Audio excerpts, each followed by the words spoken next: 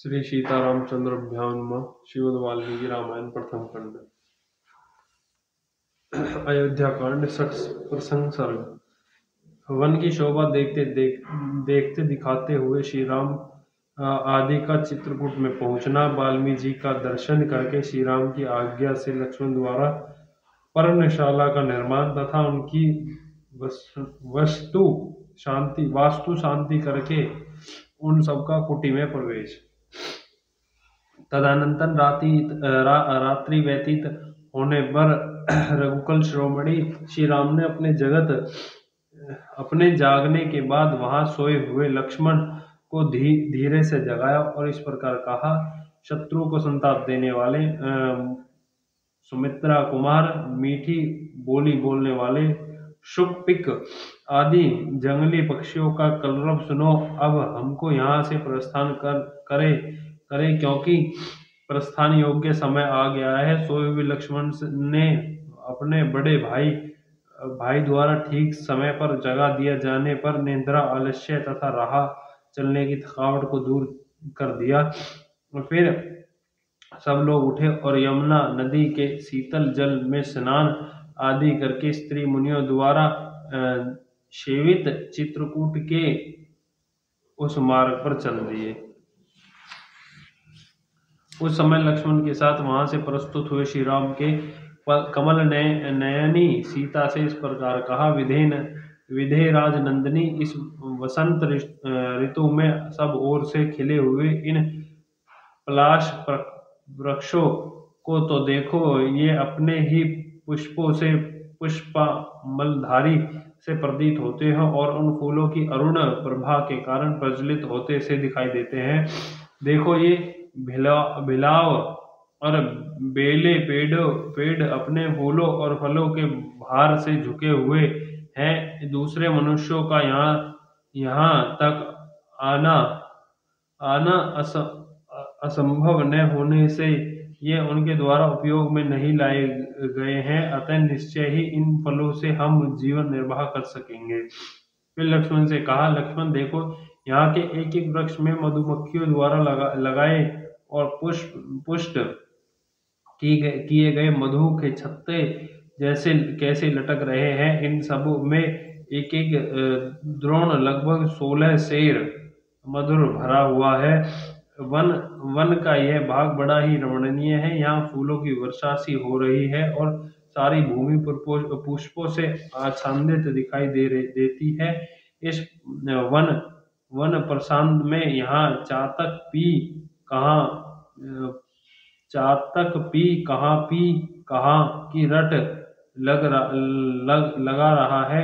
उधर वह मोर बोल रहा है, मानो पीपही के बात का उत्तर दे रहा हो। यह रहा चित्रकूट पर्वत, इसका शिखर बहुत ही ऊंचा और झुंड के झुंड हाथी उसी ओर जा रहे हैं और वहां बहुत से पक्षी चहक रहे हैं। तात यहाँ की भूमि समतल है और जो बहुत से वृक्षों से भरा हुआ है। चित्रकूट के इस पवित्र कान में हम लोग बड़े आनंद से विचरेंगे। सीता के साथ दोनों भाई श्री राम और लक्ष्मण पैदल ही यात्रा करते हुए यथा समय रमणीय एवं मनोरम पर्वत चित्रकूट पर जा पहुंचेंगे। वह पर्वत नाना प्रकार के पक्षियों से परिपूर्ण था। वह फल मूलों की बहुयता थी और स्वादिष्ट जल पर्याप्त मात्रा में उपलब्ध होता था। उस रमणीय सौल के समीप जाकर श्री राम ने कहा, सौम्य, यह पर्वत बड़ा मनोहर है। नाना प्रकार के वृक्ष और लताएं इसकी शोभा बढ़ाती है। यहाँ फल मूल भी बहुत है। यह रमणीय तो है ही। मुझे जान पड़ता है कि यहाँ बड़े सुख से जीवन निर्वाह हो सकता है। इस पर्वत पर बहुत से महात्मा मुनि निवास करते हैं। तात यह हमारा वास स्थान होने योग्य है। हम यहाँ निवास करेंगे, ऐसा निश्चय करके सीता, श्री राम और लक्ष्मण से हाथ जोड़कर महर्षि वाल्मीकि के आश्रम में प्रवेश किया और सबने उनके चरणों में मस्तक झुकाया। धर्म को जानने वाले महर्षि उनके आगमन से बहुत प्रसन्न हुए और आप लोगों का स्वागत है, आइए बैठिए, ऐसा कहते हुए उन्होंने उनका आदर सत्कार किया।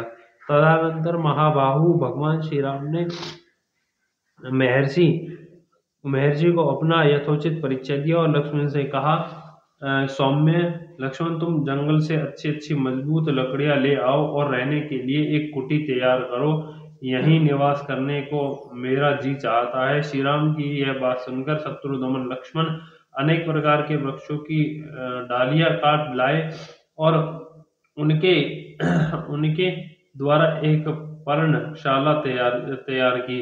वह कुटी बाहर भीतर से लकड़ी की ही दीवारों से सुथितर बनाई गई थी और उसे ऊपर से छा दिया गया था, जिससे वर्षा आदि का निवारण हो।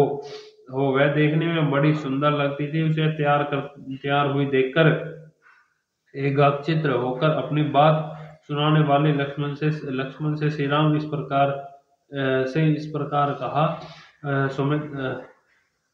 सुमित्रा कुमार, हम जगत नंदन पूदा लेकर उससे पर्णशाला के अधिष्ठाता देवता का पूजन करें, क्योंकि दीर्घ जीवन की इच्छा करने वाले पुरुषों को वास्तु शांति अवश्य करनी चाहिए। कल्याण दर्शी लक्ष्मण, तुम गजक नंद नामक कंधे को उखाड़कर या खोदकर शीघ्र यहाँ ले आओ, क्योंकि शास्त्रोक्त विधि का अनुष्ठान करके हमारे लिए आवश्यक कर्तव्य है कि तुम धर्म का ही सदा चिंतन किया करो। भाई की इस बात को समझकर शत्रु वीरों का वध करने वाले लक्ष्मण ने उनके कथानुसार यही कार्य किया। तब श्री राम ने पुनः उनसे कहा, लक्ष्मण, इस जग कनंदन को पकाओ, इस पार्णशाला के अधिष्ठाता देवता का पूजन करके जल्दी करो। यह सौम्य मुहूर्त है और यह दिन भी ध्रुव संज्ञ है, अतः इसमें यह शुभ कार्य होना चाहिए। प्रतापी सुमित्रा कुमार लक्ष्मण ने पवित्र और काले छिलके वाले गजकनंदन को उखाड़कर प्रज्वलित अग्नि में डाल दिया। रक्त विकार का नाश करने वाले उस गजकद को भली भांति पका हुआ जानकर लक्ष्मण ने पुरुष सिंह श्री रघुनाथ से कहा, देवोपम तेजस्वी श्री रघुनाथ जी, यह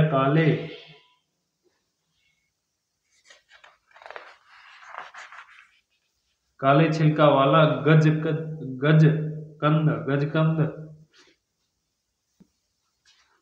गजकंद जो बिगड़े हुए सभी अंगों को ठीक करने वाला है, मेरे द्वारा संपूर्ण पका दिया गया है। अब आप वास्तु देवता को यजन कीजिए, क्योंकि आप इस कर्म में कुशल हैं। सद्गुण संपन्न तथा जप कर्म के ज्ञाता श्री रामचंद्र जी ने स्नान करके शौच संतोषित नियमों का पालन करके संक्षिप्त उन सभी मंत्रों का पाठ एवं जप किया, जिससे वास्तु यज्ञ की पूर्ति की जा सकती है। समस्त देवता को पूजन करके पवित्र भाव से श्री राम ने पर्णकुटी में प्रवेश किया। उस समय अमित तेजस्वी श्री राम के मन में बड़ा आहत हुआ। तत्पश्चात बलि, वैश्य, देव, कर्म, रुद्रागण तथा वैष्णव यागन करके श्री राम ने वास्तु दोष की शांति के लिए मंगल पाठ किया। नदी में विधि पूर्वक स्नान करके न्यायत, गायत्री आदि मंत्रों का जप करके अनंत श्री राम ने पशुसूना आदि दोषों की शांति के लिए उत्तम बलिक्रम संपन्न किया।